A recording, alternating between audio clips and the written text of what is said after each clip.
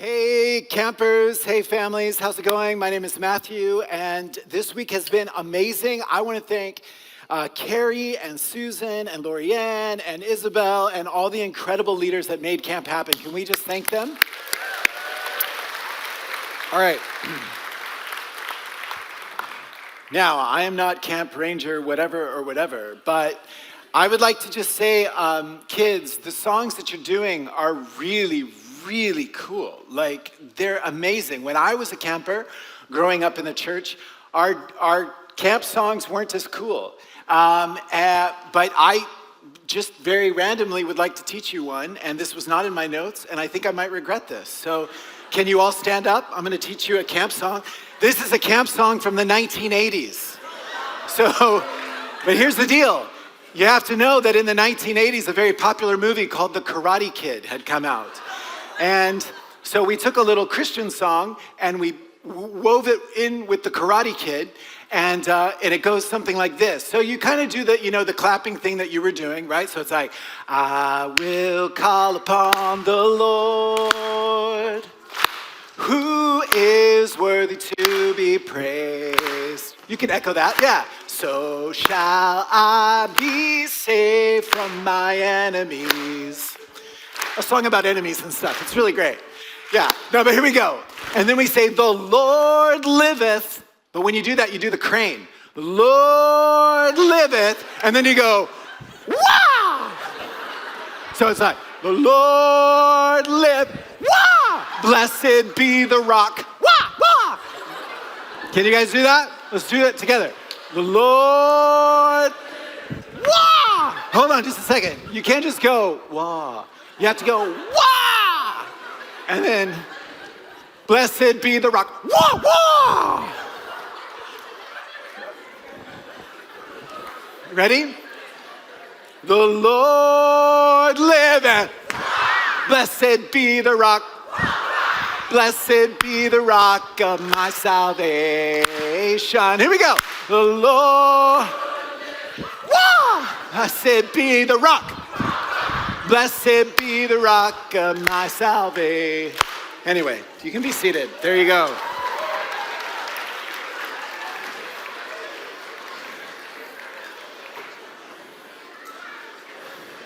That's what we call bonus. It's extra.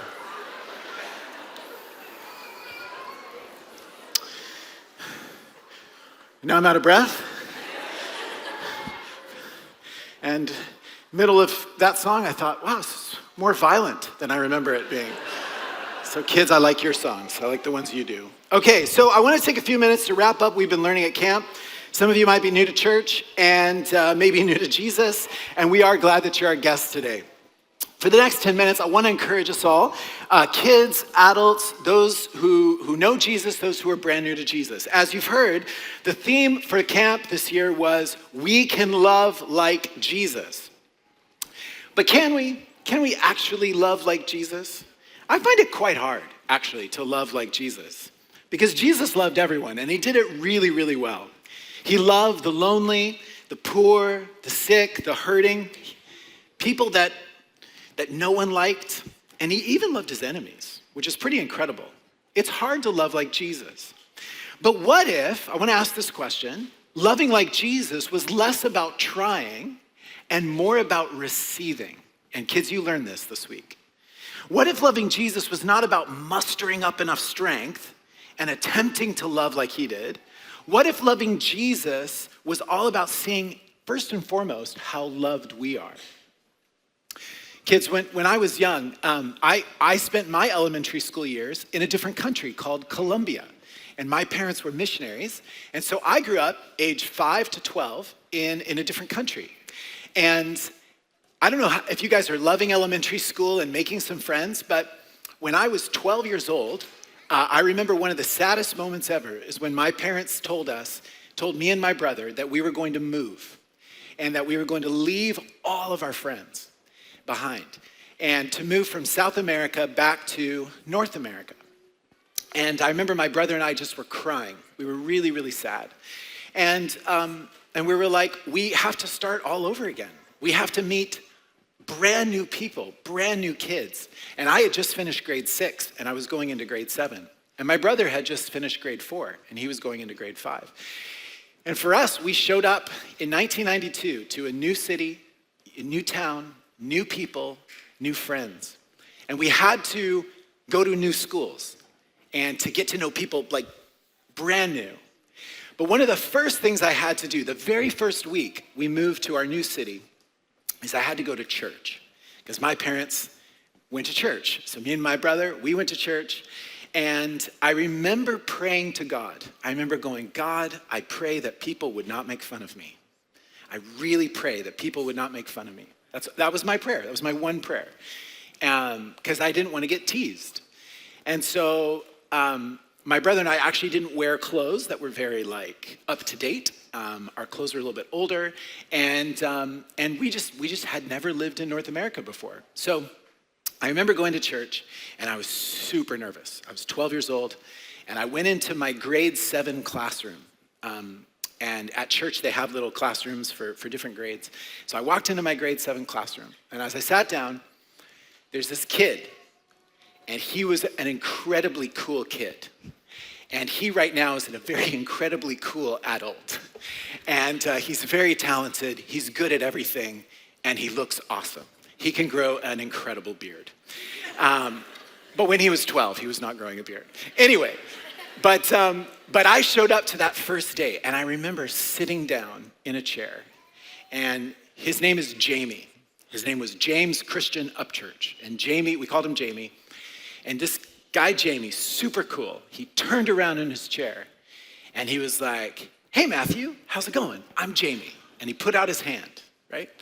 And I shook his hand, and he goes, what school are you going to? Because I want you to come to my school, right? And from that day to today, I'm still friends with Jamie.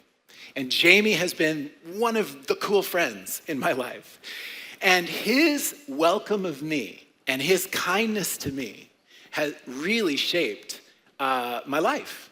There was a turning point, and I realized that because Jamie had welcomed me, and Jamie had been kind to me, that I could have the confidence of being kind and welcoming other people. See, I had seen it happen. I had felt in my own heart somebody welcome me and be nice to me. And you know what that did? That gave me the courage to welcome new people and to be nice to new people because of Jamie on that day in 1992. And I want to tell you a story from the Bible, very quickly, that's kind of similar to that story. It's a story about a man named Zacchaeus. Kids, do any of you know what's something interesting about Zacchaeus? Tell me, shout it out. He's short. Yes, he's short. And for 2,000 years, that's what we know about him, is that he was short, the poor guy. But if you are short, hey, this is your story. This is an encouraging story, okay? So Jesus, if you're brand new to the Bible, I'll tell you the story because some of you may not know this story. It's a story about a short man named Zacchaeus. Now, 2,000 years ago, Jesus is walking through a town, and he's on his way to a city called Jerusalem, but he has to go through this town called Jericho. And people are really excited about Jesus. He's just healed a blind man. Wow. And he's an amazing teacher. He's really loving. He's able to do these miracles. He's a pretty popular guy. And a lot of the people are like, we want to vote for you to be king. And I want to read the story of what happened. In Luke 19, we read this. Jesus entered Jericho and was passing through. A man was there by the name of Zacchaeus. He was a chief tax collector and was wealthy. All right, now here's the deal. Zacchaeus is a tax collector. Kids, how many of you have heard of CRA? Do you know what that is? CRA. Now, some of your parents work for CRA. That is awesome. Some of you hear your parents talk about CRA in negative ways. This might be your experience, okay? But CRA is the tax people here in Canada, right? So Zacchaeus, he worked for the tax people in Jesus' day. But now here's the deal. The difference between the CRA and Zacchaeus is that when Zacchaeus went around town, he was short, but he was probably walking around town with these really big guys that had a lot of muscles. Because in that day, if somebody didn't pay their taxes, you would have a really big guy at your front door knocking on the door, being like, give me your taxes. And people didn't like that. They didn't like that. They didn't like violence being used to collect taxes. But Zacchaeus was in charge. He was the chief guy. And everyone else in that area who worked in getting taxes from people worked for Zacchaeus. So he's the top dog. Now, this is why people don't like him. He was not liked. Zacchaeus probably was kicked out of what we call a synagogue. That's where Jewish people worship. He was probably not allowed there. And for a lot of people, they say, you're a traitor, right? Like you are mean to your own neighbors by taking too much money from them. And he worked for an empire. The empire was called Rome. And so a lot of Jesus' friends and family, they didn't like Zacchaeus. But you know who wanted to hang out with Zacchaeus? Jesus. Jesus wanted to hang out with him. Listen to verses 3-6. Zacchaeus, he wanted to see who Jesus was. But because he was short, he could not see over the crowd. Poor Zacchaeus. So he ran ahead and climbed a sycamore fig tree to see him, since Jesus was coming that way. When Jesus reached the spot, he looked up and said to him, Zacchaeus, come down immediately. I must stay at your house today. So he came down at once and welcomed him gladly. Now, Zacchaeus has heard about Jesus. He's heard, man, this guy can heal people and set people free. And he's apparently an amazing teacher. And some people want him to be king. So I want to see him. But of course he can't see, right? So you can imagine him just kind of jumping and trying to see over the crowd. And of course the crowd doesn't like Zacchaeus. So Zacchaeus is like, all right, I'm going to do what short people do. I'm climbing a tree. And so he starts to climb the tree. And all he wants to do is see just a glimpse of this amazing man named Jesus. But then Jesus says, Zacchaeus, I want to come hang out with you. I want to come have a meal with you. I want to be your friend. How amazing was that? All Zacchaeus wanted to do was see Jesus, but Jesus saw him and loved him. And can you imagine Zacchaeus? He's like, whoa, I haven't had a teacher like this in my home in a long time. And he wants to eat with me? Nobody likes me. In verse 7, we read this. All the people saw this and began to mutter, he's gone to be the guest of a sinner. Yee. So all the people don't like this. They're like, what? Of all the people, Jesus is going to go have dinner with Zacchaeus? Why not my house? Zacchaeus is the worst. Jesus, we want to let you know, he's the worst guy in our town. You shouldn't be going to his house. Come to our house, right? And so they begin to mutter. You know what muttering is? It's I'm complaining, and I hate this. This is the worst, right? So this is what people were doing. But then at the table, we don't know what happened, right? So it'd be cool one day if we could see what had happened at the meal.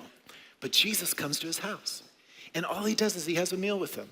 And Jesus loves Zacchaeus and shows him that he doesn't have to be lonely anymore, that there's someone who loves him and cares about him. And in Jesus' day, if you were to sit and have a meal with someone, it means you accept them, that you accept them into your life, and it's deep friendship. And I wonder if Zacchaeus in that moment not only saw Jesus, but suddenly he could see, whoa, I don't think I've been living my life very well, right? Oh man, I'm so loved by Jesus, but now I'm starting to think I've not been a very loving person in my life. I've been taking too much taxes from people. I've been hurting people, right? I've been kind of stealing from other people. And when he was so loved, remember that experience with me and my friend Jamie, right? When you're so loved by someone, so accepted by someone, you want to turn around and you want to do the same thing. But yet Zacchaeus turns around and he's like, uh-oh, I have hurt a lot of people in this city. What am I going to do? But see, he got excited, and there's this beautiful thing happening inside of him. And listen what happens. But Zacchaeus stood up, verse 8, and said to the Lord, look, Lord, here and now I give half of my possessions to the poor. And if I've cheated anybody out of anything, I will pay back 4 times the amount. Jesus said to him, today salvation has come to this house, because this man too is a son of Abraham. For the Son of Man came to seek and save the lost. What's going on? Well, all of a sudden, this excitement starts to grow up inside of him, or starts to rise up inside of him. And he's like, I'm going to do the right thing now. I've been so loved by Jesus. I'm going to go do the right thing. I'm going to pay people back. And kids, have you ever seen the movie about Scrooge at Christmas time? Have you ever seen that movie? No? Okay, that's cool. Anyway, adults, have you seen the movie about Scrooge? Okay, so you get it. Cool. So anyway, you remember Scrooge? He's like, takes a lot of money from a lot of people, and then he feels bad about it. And then what does he do? He wakes up one morning and he's like, I'm as light as a feather. I'm as happy as an angel. I'm as merry as a schoolboy. Except he said it in a British accent, and it made it better. See, the thing is that in the Bible, God had said, you know what? If you're going to pay someone back, you only have to pay back 20%. 20% on top of what you owed.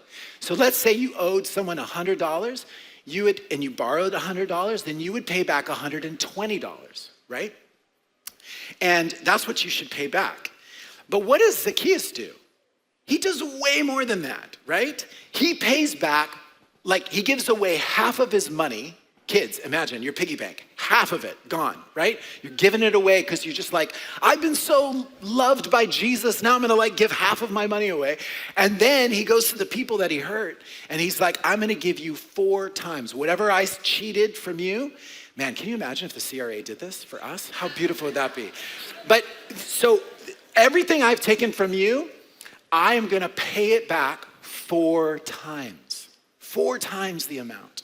Can you imagine? So if Zacchaeus had stole $100 from somebody in Jericho, he was going to give them $400 back, right? It's this unbelievable generosity. Why? Because he was loved by Jesus.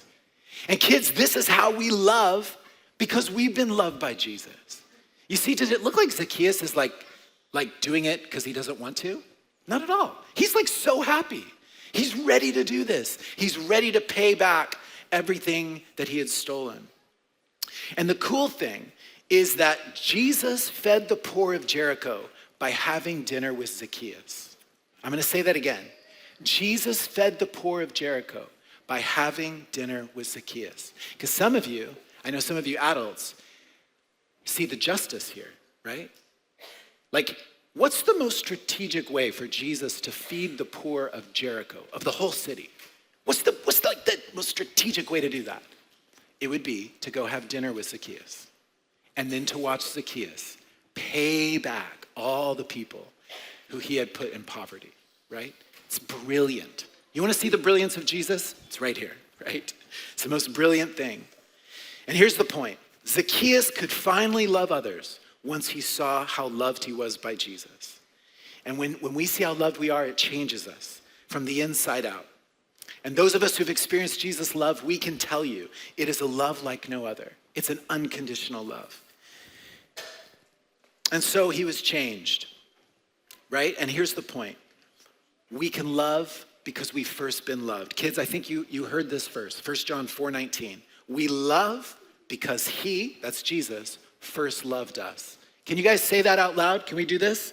Let's say that out there. 1 John 4:19. We love because he first loved us. All right, I'm almost done, but I want to just say a word to the adults in the room.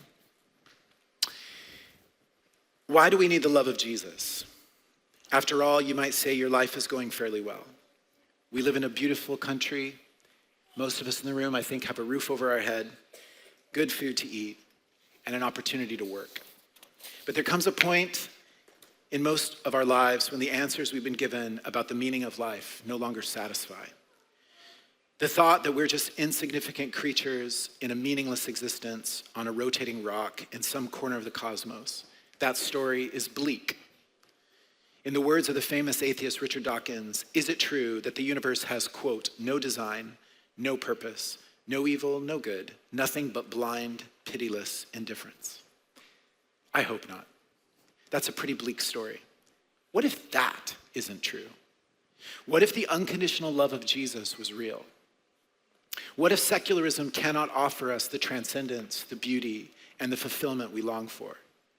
What if there's meaning saturating our world? What if your life matters more than you know? What if your story is part of a much bigger story that God is writing in the world?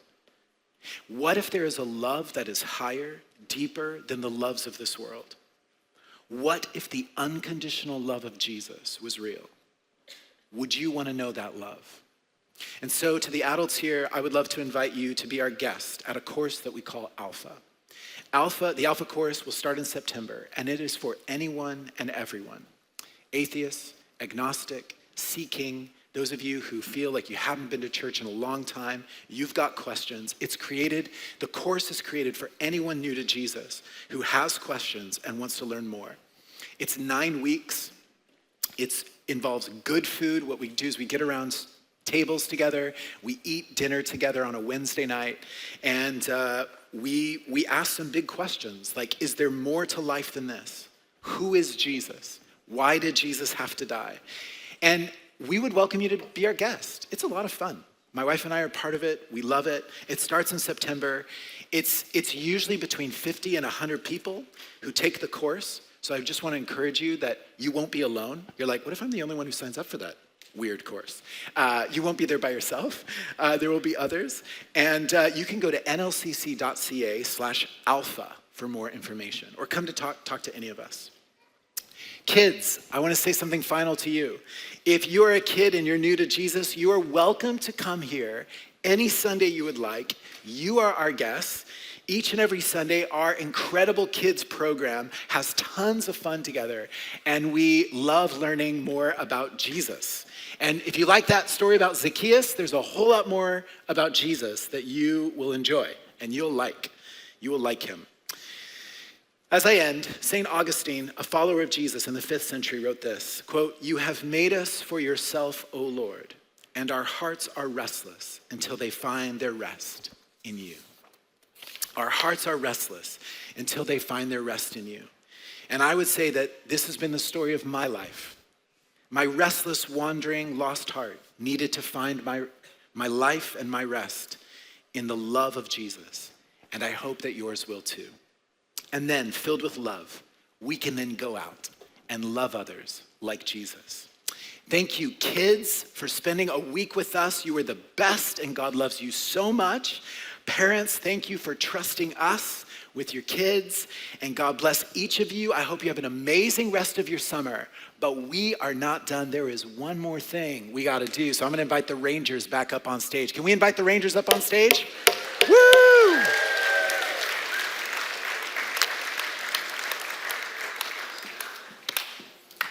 Rangers, let me know if you want me to do the crane again. I would love that. Yeah, okay.